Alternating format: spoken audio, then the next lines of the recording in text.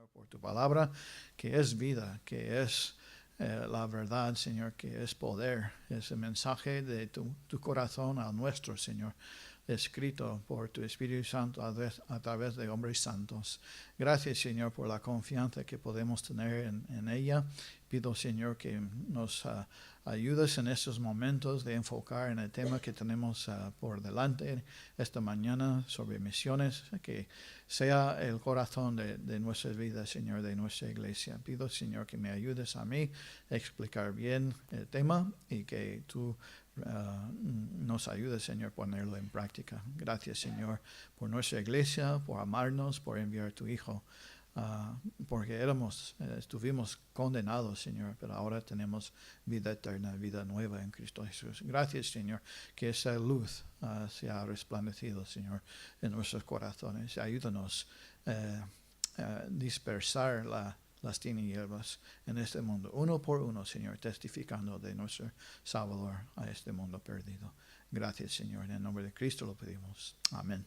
Pueden sentarse. Gracias. Muy bien, el tema, seguimos en nuestro mes de misiones, hablando sobre misiones, el plan de Dios para misiones mundiales. Y pues voy a empezar con una definición de misiones mundiales: asegurarse que todos en el mundo escuchan el Evangelio de Jesucristo correctamente y sembrar iglesias neotestamentarias entre aquellos que creen.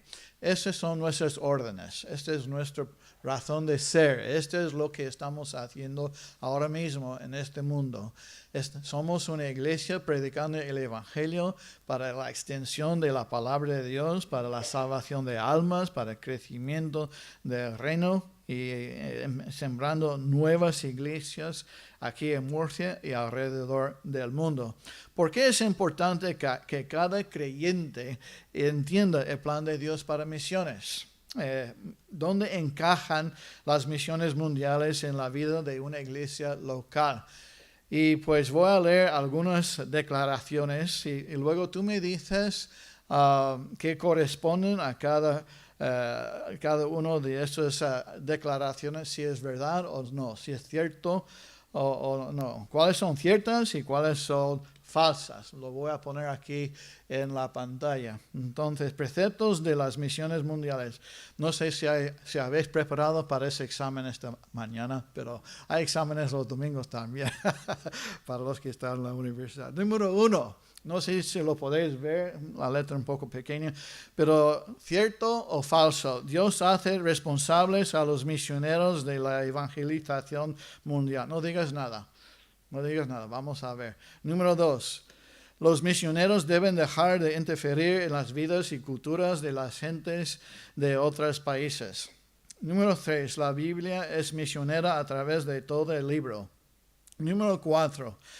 Nuestra palabra misiones viene de la palabra latina missio, que significa enviar, mandar. El enfoque, número 5, primordial de un misionero es evangelizar y plantar iglesias. ¿Cómo vamos? Entonces, ¿cuáles son? Número 1, Dios hace responsables a los misioneros de evangelizar el mundo. ¿Sí o no? Falso. Falso. Eso es falso. Esa es la responsabilidad de la iglesia. Número 2, los misioneros deben dejar de interferir en las vidas y culturas de las gentes. Bueno, lo voy a poner aquí.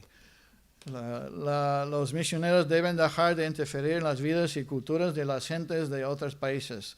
¿Cierto o falso? Falso. La palabra de Dios cambia las culturas, cambia la vida de una persona, cambia la cultura. Algunas culturas que eran antes caníbales ahora son hijos de Dios. Pues sí, aunque el mundo dice, no, quédate tu religión en tu casa. Pero no, sí, tenemos que tocar la cultura. Número 3, la Biblia es misionera a través de todo el libro. Claro, ya tenéis las respuestas ahí, verde, ¿verdad? Nuestra palabra misio viene de la palabra latina misio, que significa enviar y mandar, correcto. El enfoque primordial de un misionero es evangelizar y plantar iglesias, cierto, ¿verdad? Sí o no, eso es correcto. No es no es totalmente empezar centros de alimentación, colegios, edificar edificios y cosas así. La responsabilidad primordial es evangelizar, plantar iglesias. Más cosas. Entonces, ¿habéis preparado para el examen esta mañana? Muy bien. Seguimos. Número 6. Las misiones es solo uno de los muchos programas de la iglesia local. No digas nada, ¿vale? Piensa. Número 7. La mayor parte del trabajo misionero hoy día es en el área rural de los países del tercer mundo. Número 8. Aquellos que no escuchan el evangelio están perdidos para siempre. Número 9. Debemos evangelizar nuestra Jerusalén primero. Nuestra Jerusalén es Murcia. Entonces, primero. Número 10. Financiar las misiones mundiales es todo lo que Dios requiere de los cristianos. ¿Qué pensáis? Número 6. Las misiones es solo uno de los muchos programas de la iglesia local. Falso. Es el principal proyecto de la misión de la iglesia. Las misiones es el corazón y el núcleo, la razón de ser de una iglesia. Número 7. La mayor parte del trabajo misionero hoy día en el área rural de los países. No, falso. 55-60% del mundo vive en ciudades. Número 8. Aquellos que no escuchan el evangelio están perdidos para siempre. Entonces, esto sí es verdad.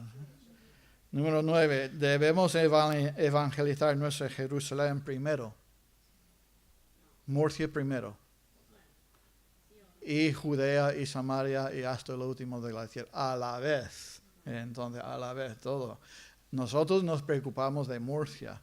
Y nosotros también nos preocupamos de Marruecos y Villarreal y de Rumanía y de Brasil y donde estén nuestros misioneros.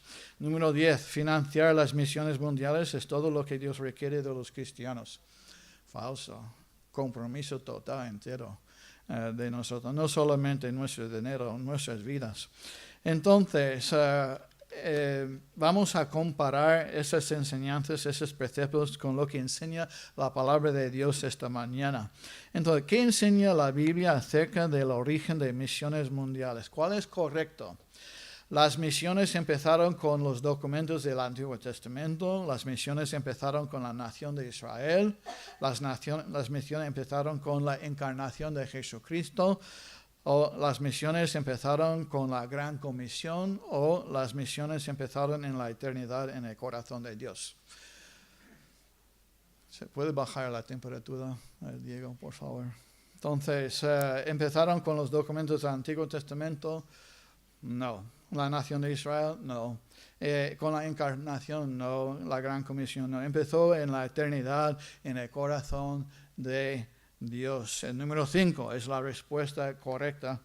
A ver si lo tengo aquí. Sí, lo tengo aquí. Número 5. Las misiones empezaron en la eternidad, en el corazón de Dios. Antes de la creación del mundo, Dios sabía lo que iba a hacer, ¿verdad? Antes de la creación del universo, Jesucristo se ofreció para ser el sacrificio para los hombres pecadores. Entonces, esa es la respuesta correcta. En la eternidad pasada, en el corazón de Dios. La Biblia revela que las misiones son el corazón y el carácter de Dios mismo. Su propia naturaleza hace que las misiones sean inevitables. Dicho sencillamente, las misiones no son una idea tardía de Dios, sino que son su misma esencia. Eso lo vemos y se basa en su santidad. Su santidad. La Biblia nos revela que la santidad de Dios es un atributo de su naturaleza. Dios es santo, santo, santo. Amén. Y siempre es y será santo. Porque la santidad de Dios es tan infinitamente santa. Solo Él podía idear un plan para establecer una relación de compañerismo con la humanidad que es tan pecaminosa. Entonces, como Él es santo, el hombre es pecador, ¿qué tuvo que hacer Dios. Dios tuvo que hacer un plan para hacer las paces entre nosotros. Y eso por nuestro mediador Jesucristo, el único mediador entre Dios y el hombre, Jesucristo. Y luego también se basa no solamente en su santidad, también en su amor. La santidad de Dios explica la necesidad. Dios quiere tener una relación con su creación, con todos los seres humanos, pero Él es santo, el hombre es pecador. Hace falta algo para resolver esa tensión. Y ese es su amor también. Hace posible, el amor suple el poder. El grandioso amor de Dios es activo y extrovertido. Él tiende su mano para alcanzar al hombre.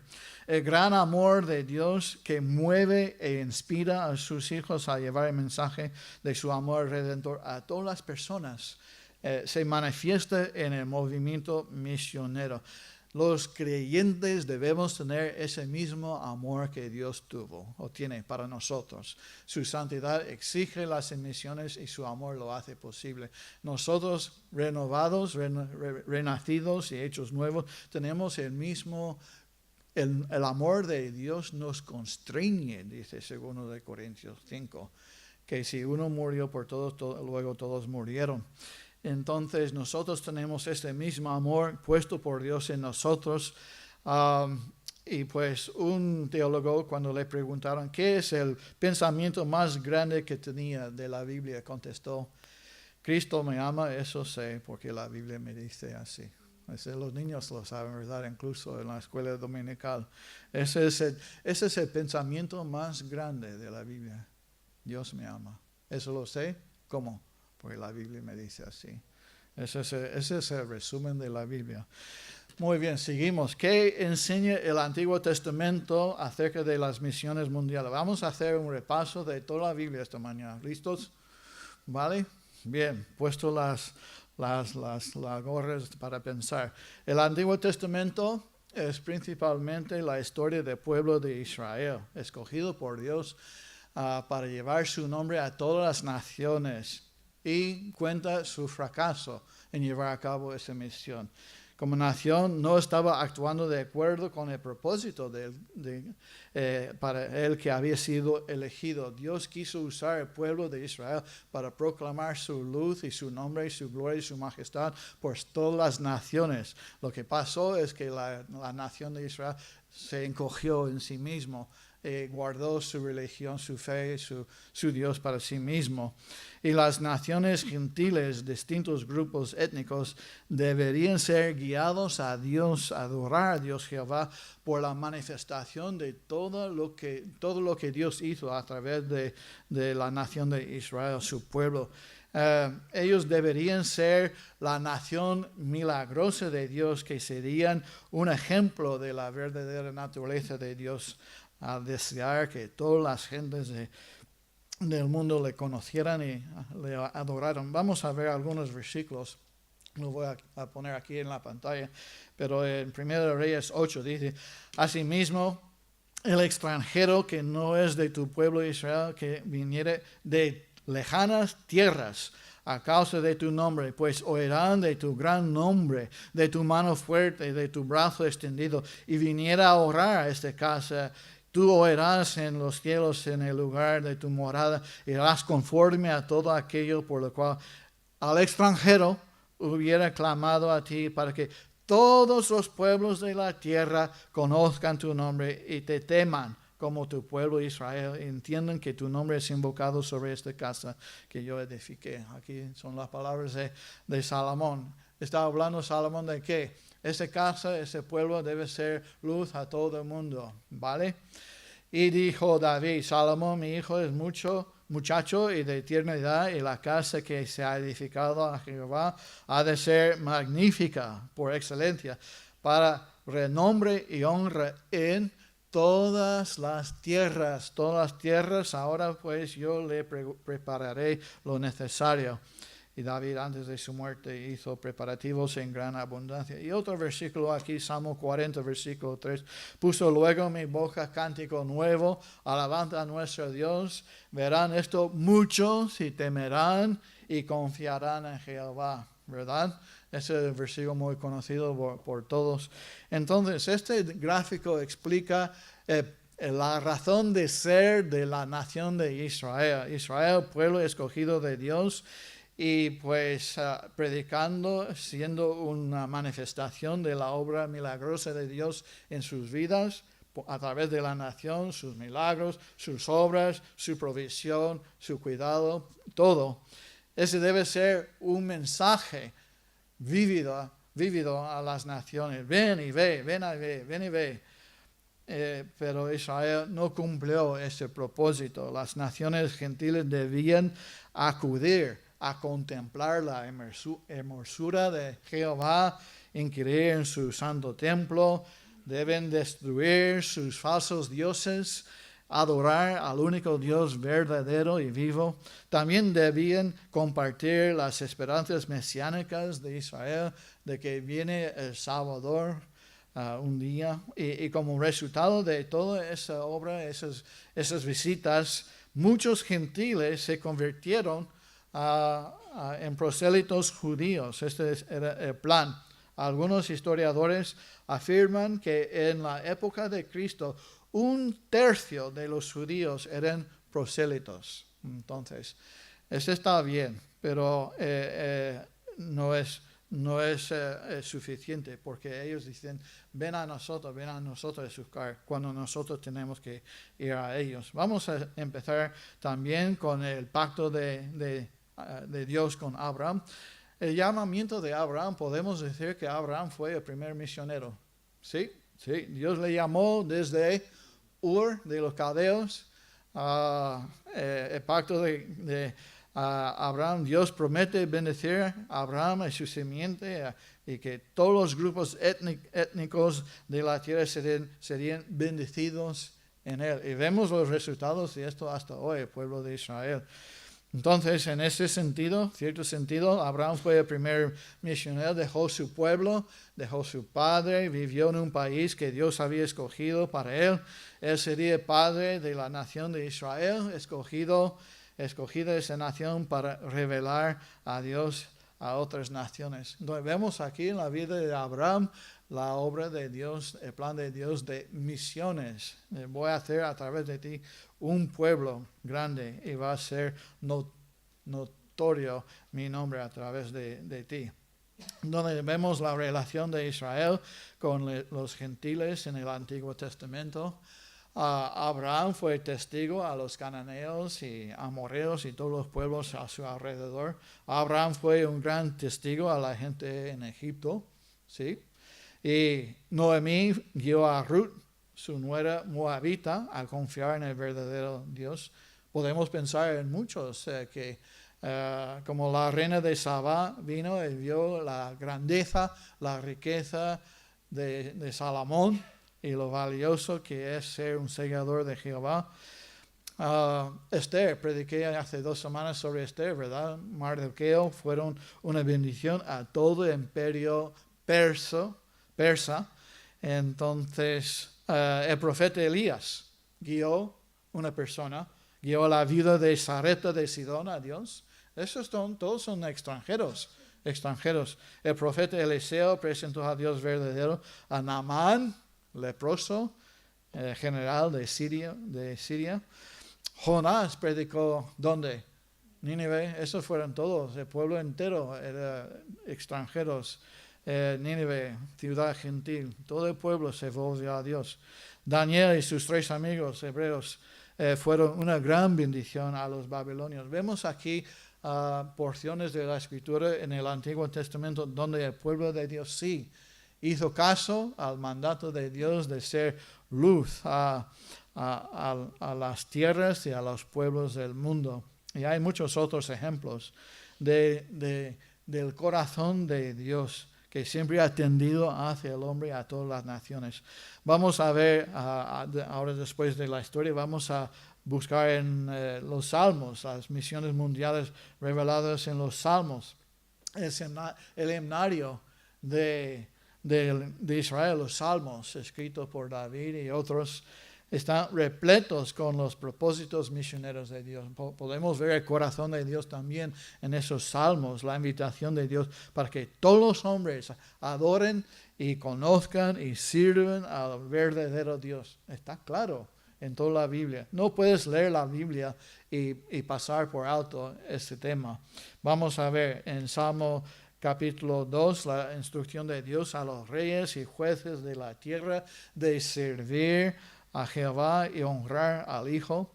Luego en Salmo 22, la profecía mesiánica de su obra entre todos los confines de la tierra. ¿Estáis captando la idea de lo que estoy predicando esta mañana o enseñando? Luego en Salmo 47 dice, porque Dios es Rey de toda la tierra. Salmo 67, en todas las naciones tu salvación.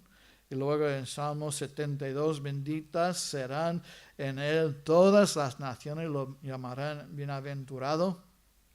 Salmo 96 dice, cantar a Jehová toda la tierra, proclamar entre las naciones su gloria, decir entre las naciones, Jehová reina. Este fue el propósito del pueblo de Israel, elegido para ser misioneros. Amén. ¿Cumplió o no cumplió? Bueno, en parte. Había bastantes prosélitos en Israel en el tiempo de Cristo, pero llevar el mensaje de Jehová a las naciones no lo hicieron muy bien. Vamos a ver, los profetas. Vamos a ver que los libros proféticos en el Antiguo Testamento, ricos en contenido misionero, revelan la universalidad del amor de Dios y su deseo de traer a todas las naciones al conocimiento de su amor y su propósito para ellos. Entonces, ¿qué versículos podéis pensar en los profetas? Isaías 44 dice, luego vosotros sois mis testigos. Dice, bueno, los testigos de Jehová cogen esto y dicen que ellos son los testigos. Pero Dios puso el pueblo de Israel como, vosotros sois mis testigos. Jeremías, vamos a ver atrás.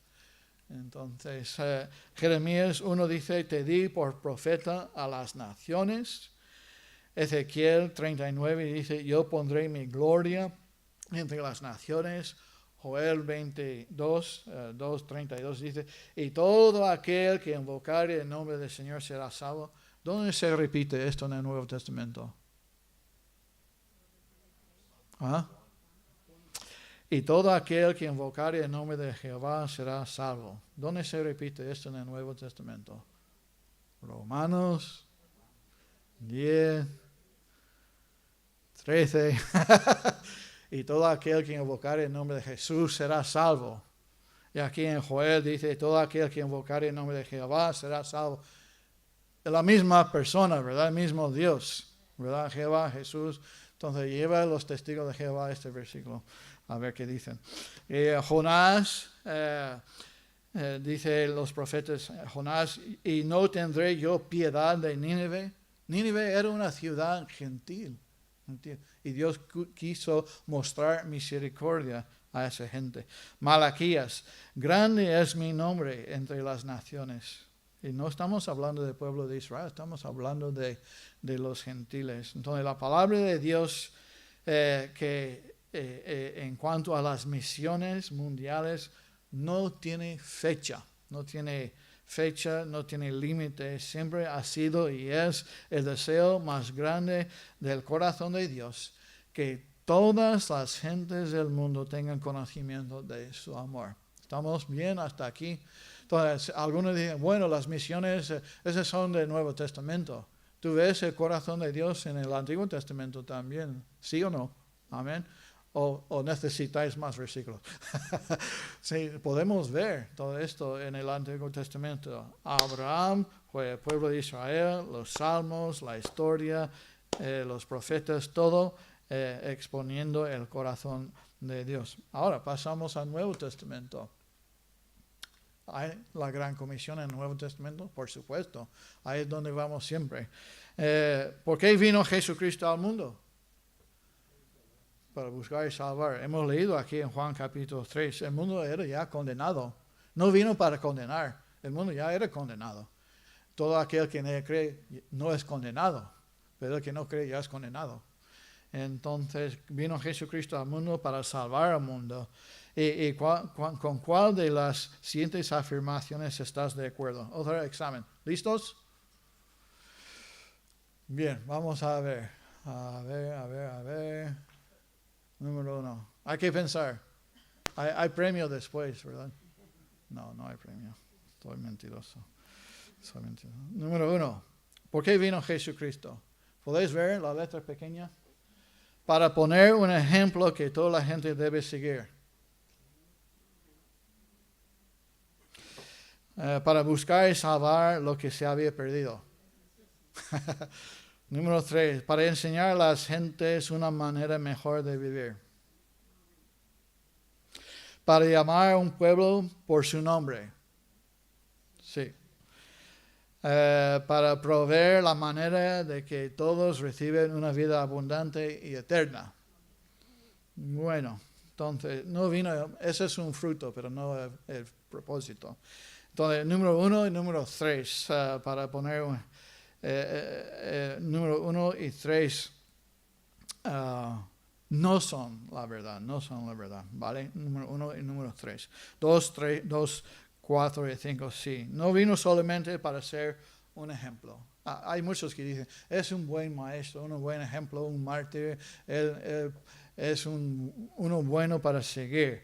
No vino solamente para ser un modelo de cómo vivir, un ejemplo, cómo vivir mejor.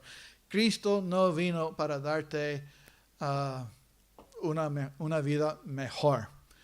Cristo vino para darte una vida nueva. Amén. Bien. Entonces, cuando el verbo Cristo se hizo carne, sirvió y sirve aún como un recordatorio de que toda la tierra es amada por Dios y necesita la salvación. Cristo vino para salvar, para formar un pueblo propio y para darnos vida eterna y ahora vida abundante. Eso sí, es un fruto de su obra en nuestras vidas, una vida eterna y vida abundante. Ahora, Él estaba proporcionando una manera para que todos fueran aceptables por Él ahora y siempre. Entonces Jesucristo, claro, enviado por Dios en la carne, Cristo fue misionero, enviado. ¿Qué es la palabra apóstol? Apóstol es uno enviado. Todos los apóstoles fueron enviados y Cristo fue enviado. Entonces vemos en su nacimiento, Zacarías dijo en Lucas capítulo 1, para dar luz a los que habitan en tinieblas y en sombra de muerte. Entonces ahí ve el niño Jesús y para dar luz. Simeón, luz para revelación a los gentiles y los ángeles en esa primera Navidad, ¿qué dijeron los ángeles? Os doy nuevas de gran gozo que será para todo el pueblo de Israel. No dice, no, todo el pueblo, todo el mundo. Entonces Jesucristo es el Salvador de todo el mundo, no solamente de Israel. Y luego vemos su ministerio. Estáis recibiendo un curso intensivo esta mañana, ¿vale? Sobre misiones. Y aunque el ministerio de Cristo se enfocó primordialmente en Israel, repetidas veces mostró su compasión por los gentiles. Vemos esto en la vida de Jesús, ¿verdad? En los evangelios, en Juan capítulo 3 que hemos leído, porque la palabra mundo aquí, porque de tal manera amó Dios al mundo. El mundo no es Israel, el mundo es todo el mundo, todos los seres humanos en la tierra. Y esa palabra mundo, cosmos, viene 78 veces solamente en el Evangelio de Juan y se refiere a toda la humanidad. De tal manera amó Dios a toda la humanidad. Y luego en Juan capítulo 4 Jesús guió a una mujer samaritana, pecadora, hacia Él, por lo que muchos samaritanos creyeron en Él. Ese fue su corazón, no solamente el pueblo de los judíos, también los samaritanos. En Mateo capítulo 8, Jesús sanó al criado de un centurión romano, bien, que tenía una fe grande. Dios no hace acepción de personas, ¿verdad? No solamente los judíos, a todo el mundo. Mateo 15, Jesús sanó a la hija de una mujer cananea. En Lucas capítulo 17, nuestro Señor sanó a 10 leprosos. ¿Os acordáis de esa historia? Y el único que regresó para decirle gracias fue un samaritano. Muy bien. Entonces, todo eso en el Antiguo Testamento, en los Evangelios, resumiendo, tenemos la gran comisión de la iglesia local. Ahora está ocupando en ese momento el lugar y la posición de Israel. No reemplazado a Israel, pero sí está llevando a cabo la obra misionera en ese tiempo de la gracia, en esa dispensación de la gracia. Dios ha puesto a Israel al lado por un momento y ha escogido a la iglesia. La iglesia sí es el escogido de Dios en Jesucristo para llevar a cabo la gran comisión. Entonces, si vamos a Mateo capítulo 28, vamos a buscar 5 textos y con eso vamos a terminar. Ese es Mateo 28, la gran comisión. Mateo 28, versículo 16. Dice, pero los 11 discípulos se fueron a Galilea, al monte donde Jesús les había ordenado, y cuando le vieron le adoraron, pero algunos dudaban. Y Jesús se acercó y les habló diciendo, toda potestad me es dada en el cielo y en la tierra, por tanto, id y haced discípulos, ¿qué? A todas las naciones, bautizándolos en el nombre del Padre, del Hijo, del Espíritu Santo, enseñándoles que guarden todas las cosas que os he mandado. He aquí yo estoy con vosotros todos los días hasta el fin del mundo. Amén. Marcos, aquí vemos a todas las naciones. ¿Qué dice Marcos capítulo 16? Marcos, eso lo puedes subrayar en tu Biblia. Esos son los textos más importantes en cuanto a las misiones en el Nuevo Testamento. Marcos 16, 15. Y les dijo, id por todo el mundo y predicad el evangelio a toda criatura. El que creyere y fuere bautizado será salvo, mas el que no creyere será condenado. Entonces no hagas esto tropiezo de fuere bautizado. Entonces, el que cree o el que no cree. Bautizado es resultado de esa creencia. Y por todo el mundo y predicar el evangelio a toda criatura, dice el versículo 15. Todo el mundo. Lucas capítulo 24, pero hay muchos versículos ahí. Vamos a Juan capítulo 20. Si quieres apuntar Lucas 24, 44 a 49, en todas las naciones. Pero en Juan capítulo 20, versículo 19. Juan 20, 19. Cuando llegó la noche de aquel mismo día, el primero de la semana, estando las puertas cerradas en el lugar donde los discípulos estaban reunidos por miedo de los judíos, vino Jesús y puesto en medio les dijo que paz a vosotros. Y cuando les hubo dicho esto, les mostró las manos y el costado, y los discípulos se regocijaron viendo al Señor. Entonces Jesús les dijo otra vez, paz a vosotros. Pero luego vienen aquí las instrucciones. Como me envió el Padre, así también yo os envío. Y habiendo dicho eso, sopló y les dijo, recibid el Espíritu Santo. A quienes remitiereis los pecados les son remitidos, y a quienes se les retuviereis les son retenidos. Dice, de igual manera como el Padre me ha enviado a mí, yo os envío. Como me envió el Padre, también yo os envío al mundo. Uno más, Hechos capítulo 1, una página más adelante, Hechos 1, 6. 1:6. Entonces los que se habían reunido le preguntaron, Señor, ¿restaurarás el reino de Israel en este tiempo? Y él les dijo, no os toca a vosotros saber los tiempos o las sazones que el Padre puso en su sola potestad. ¿Qué es más importante? Versículo 8. Pero eso es lo que tenéis que hacer. Recibiréis poder cuando haya venido sobre vosotros el Espíritu Santo y me seréis testigos en Jerusalén, en toda Judea, en Samaria y hasta lo último de la tierra. Entonces ahí tenemos en Murcia, en la región de Murcia en España, hasta lo último de la tierra de todo el mundo. Bien, pero a la vez no tenemos que esperar hasta que Murcia esté evangelizado para empezar a apoyar misioneros. Hacemos todo esto a la vez. Entonces aquí vemos este gráfico y pues aunque esas palabras esos 5 textos que hemos leído fueron pronunciadas por el Señor Jesucristo después de la resurrección, fueron pronunciadas en ocasiones separadas, en diferentes momentos, y cada uno contribuye a un entendimiento más global del corazón de Dios, de la gran comisión. Y en los últimos 40 días de su ministerio aquí en la tierra, Jesús dio mandamientos por Espíritu Santo a los apóstoles que había escogido. Entonces, que se refiere a misiones mundiales. Resumiendo, Mateo hizo énfasis en el hacer discípulos, en el ministerio de hacer discípulos. Marcos enfoca en la urgencia de la responsabilidad personal. Lucas puso el fundamento, el perdón de los pecados con sus implicaciones universales. Juan enfatizó el ejemplo de Cristo como el enviado de Dios. Y Lucas en el libro de los Hechos presenta el poder del Espíritu Santo cumpliendo el mandato de las misiones.